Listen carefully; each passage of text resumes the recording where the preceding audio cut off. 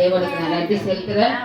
போன ஆண்டுல கர்த்தர் எங்க குடும்பத்தையும் கர்த்தர் அற்புதமா நடத்தி வந்தாரு. அது மட்டும் எவ்வளோ நோய்கள், எவ்வளோ பாடுகள், எவ்வளோ வேலை ஸ்தலத்துல சின்ன சின்ன எவ்வளோ விஷயங்கள் நடக்கும். ஆனா கர்த்தர் அந்த இடத்துல என்ன ஆசீர்வாதமா வச்சாரு.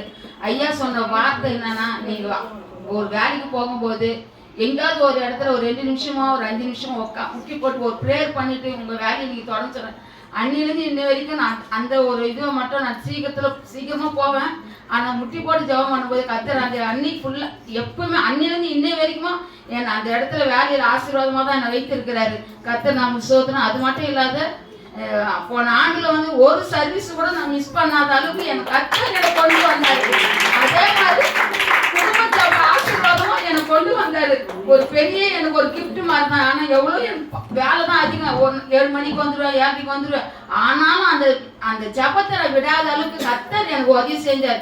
அதே மாதிரி போன ஆண்டில் வந்து பெண்கள் கூட்டத்துக்கு வந்து ஒவ்வொரு நாளும் எங்களை ஆண்டவர் பெண்கள் கொடுத்துல அந்த 7:30 மணிக்கோ 7:15 மணிக்கோ எப்படியாவது வந்து அந்த பெண்கள் கொடுத்த நான் அந்த சர்வீஸை பார்ப்பேன்.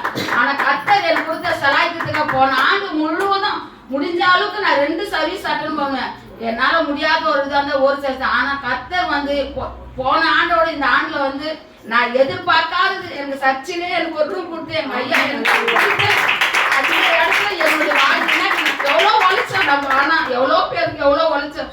ஆனால் நம்ம ஆண்டவருக்காக நம்ம சபையில இருந்து நம்மளால முடிஞ்சதை செய்யணுன்றது எனக்குள்ளே ஒரு இது இருந்து. ஏன் கேட்டால் என் மறுக்குள்ளெல்லாம் ரொம்ப உடம்பு சரியாத இருந்து அவ படிக்க அவனுக்கு மறு ஜென்மம் கொடுத்து உயிர். ஆனா எங்க இருந்தானா எப்பவோ இருக்கும். ஆனா இன்னைக்கு 2வது ஒரு குழந்தை பிறந்து கர்த்தர் அவனுக்கு ஜீவனை கொடுத்திருக்கிறாரு.